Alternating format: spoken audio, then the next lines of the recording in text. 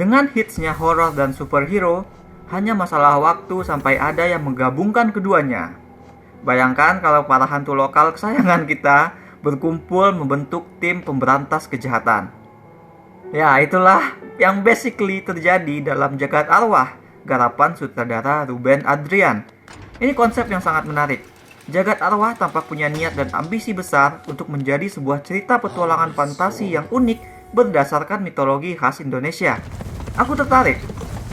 Dan dari apa yang kutonton, film ini memang kayaknya sudah memilih untuk menjadikan ini sebagai cinematic universe yang gak kalah gede dari film-film superhero. Jagat Arwah bisa dengan mudah dikembangkan menjadi banyak sequel. Namun, seperti yang digagaskan oleh cerita filmnya, ketika sudah memilih berarti ada tanggung jawab untuk melakukan pilihan tersebut dengan sebaik-baiknya. Nah, tanggung jawab bercerita dengan baik itulah yang kulihat masih belum tampak ada di sini. Sebab film Jagat Arwah masih terasa kayak ledakan ide-ide keren semata.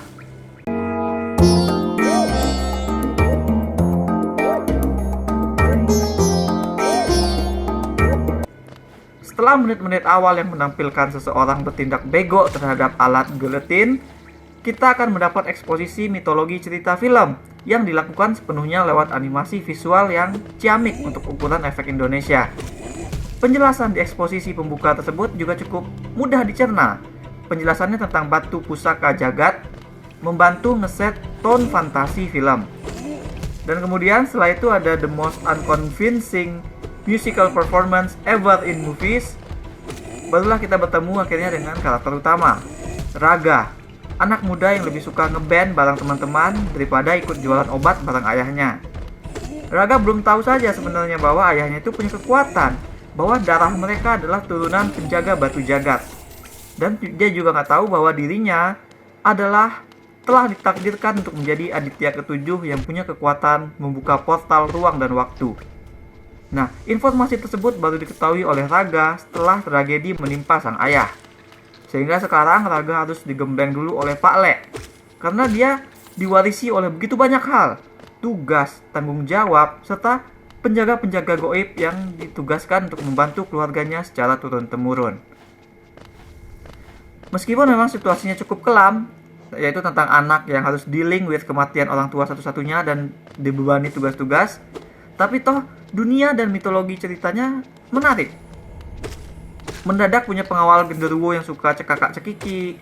Mendadak ada kuntilanak yang practically bilang I miss you setelah sebenarnya dia selama ini diam-diam menguntit. Terus mendadak belajar banyak hal di luar yang dunia manusia gitu kan. Bertemu banyak hal yang tak kasat mata. Nah, experience ini tuh mestinya dieksplor oleh film. Kita harusnya menyelami keunikan dunia experience ini bareng Raga. Tapi film membuat Raga tak antusias. Dia tuh antipati sama semuanya.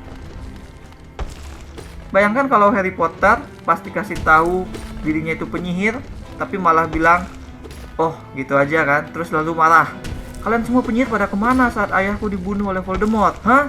Gitu. Bayangin kalau Harry Potter marah seperti itu. Nah, begitulah Raga didesain oleh film ini. Dirinya tenggelam di antara sedih dan marah, sehingga dia cuek bebek sama keadaan dirinya yang sekarang tuh sebenarnya jadi jagoan di dunia. Kenegatifan Raga membuat kita pun jadi tidak bisa menikmati konsep film sepenuhnya, tidak bisa menikmati dunia dan segala mitologi tersebut. Sikap Raga sebenarnya bisa dimaklumi. Dia toh memang mendadak dibebani tanggung jawab yang berat. Apalagi selama ini dia nggak tertarik sama semua itu, dia jauh lebih suka bermusik. Gagasan atau pesan film di balik kisah Raga tersebut sebenarnya adalah soal tanggung jawab, bahwa tanggung jawab itu ya terletak pada hal yang kita pilih. Raga nggak mau semua jagat-jagatan tersebut, dia nggak mau punya pengawal genderuwo, dia tidak mau dan tidak akan bisa memenuhi takdirnya sebagai Aditya terkuat sampai dirinya sendirilah yang memilih untuk memikul semua itu. Nah, sesungguhnya yang dirasakan Raga adalah hal yang relate untuk anak muda. Karena nggak sedikit anak-anak muda yang terpaksa harus melanjutkan atau melakukan apa yang telah direncanakan oleh orang tua kepada mereka.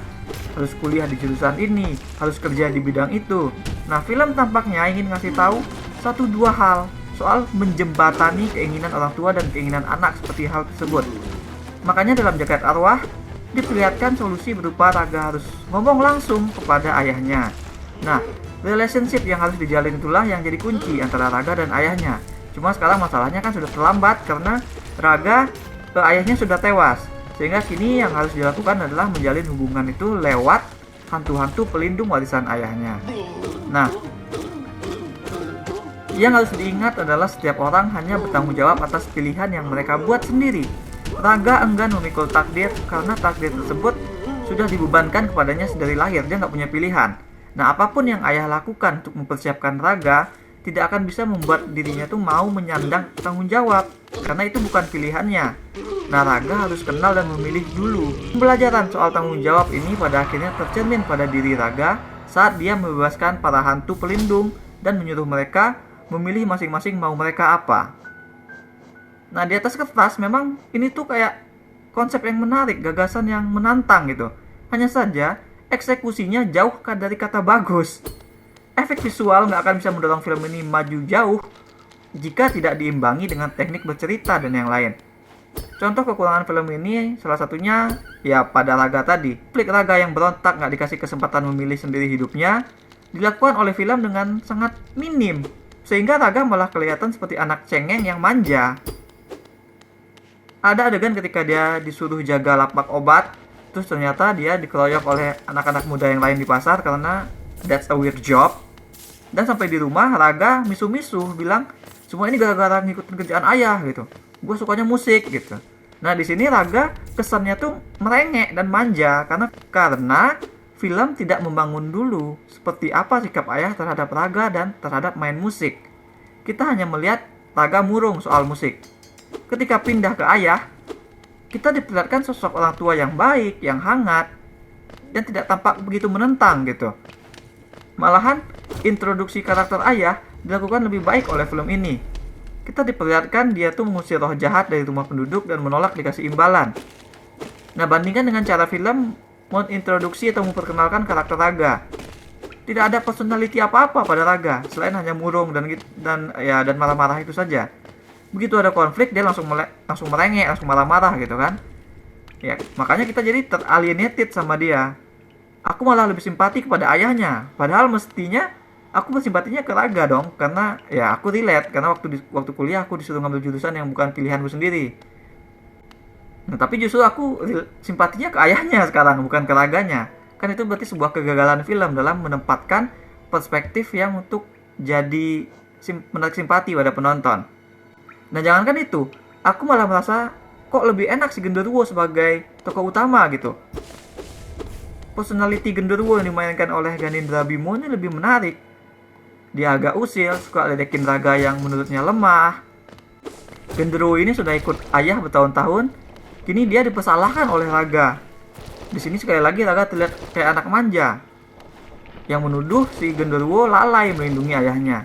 Nah, ini sebenarnya jadi retakan konflik di antara keduanya yang harus di-resolve. Karena akhirnya nanti si Raga mengusir Genderuwo.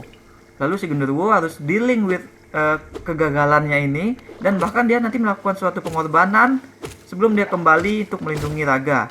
Nah, kan lebih kompleks di sini perasaan Genderuwo itu dibandingkan Raga. Malahan mungkin dari karakter lain ya si Genderuwo ini yang paling flash out. Hantu-hantu lain tuh kayak si hantu Belanda Nonik yang diperankan oleh Cinta Laura, cuma kayak healer yang setia gitu, nggak ada pertentangan karakternya. Terus si Kuntinya Seladara juga cuma karakter bucin. Nah, yang lucunya dari interaksi Raga dengan mereka ini adalah si Raga kalau sama Genderuwo dia marah-marah nyalahin gitu, sementara sama hantu yang cewek dia baik.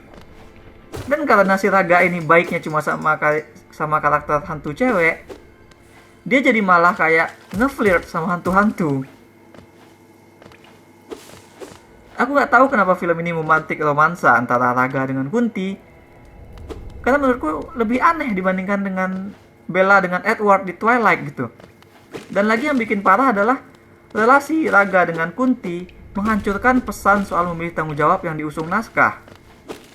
Ini bahkan penonton di sebelahku waktu nonton di bioskop aja bilang, wah kacau ini gitu. Karena pas di akhir itu si Raga malah memaksa Kunti untuk ikut, meskipun si Kunti sudah memilih dia akan pergi karena tugasnya sudah selesai. Jadi nambah tuh karakter annoyingnya si Raga. Selain lemah, manja, dia juga sekarang tukang maksa cewek. karena bucin. Hantu lagi yang dipaksa. Nah, kesan lemah dan manja itu muncul juga berkat aktingnya Ari Irham yang memang sama sekali tidak bertenaga. Mungkin di Mencuri Raden Saleh dia masih tampak oke lah. Dia tampil santai, bilang nyet, terus dia acting kebut-kebutan.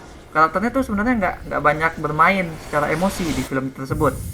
Sayangnya bagi kita di sini, perannya Raga adalah karakter dengan gejolak perasaan yang sangat meluap-luap, sehingga banyak sekali adegan yang mengharuskan dia teriak emosi, marah, frustasi, dan sebagainya. Ini Ari Irham nggak bisa lepas, teriakannya tuh kayak tertahan gitu, sehingga jadinya emotionless, kayak cuma gedein suara doang. Nah, lihat saja pas bagian dia marah kepada ayahnya setelah dipukuli di pasar. Kelihatan tuh manja alih-alih sebagai luapan emosi seorang anak yang merasa nggak bebas. Perkembangan karakter Raga yang memang kayak langsung lompat dari nggak mau ke ayo kita latihan gitu, juga membuat acting Irham semakin kayak acting yang terbatas di one moment saja gitu. Nggak kayak sebagai sebuah kesinambungan progres karakter yang belajar dan memperbaiki dirinya. Dengan kata lain, Raga nggak pernah tampak natural. Dari pemuda yang tertekan ke yang punya kekuatan, semuanya terjadi gitu aja. Yang konsisten cuma ya dia tampak lemah. Satu hal yang buatku dilewatkan oleh film ini adalah soal Raga dengan hobi musiknya. Harusnya bisa dibuat musik ini sebagai cara unik Raga menyalurkan kekuatan. Karena selama ini kan musik adalah cara dia mengekspresikan diri. Raga nggak harus jadi orang super yang generik, yang gaya ilmunya tuh sama kayak ayahnya atau pamannya gitu, karena dia tuh punya musik. Kenapa film tidak lagi mengeksplor musik sebagai identitas Raga adalah hal yang buatku lebih misterius ketimbang evil scheme dari Pak Leknya Raga. Ya, I said it.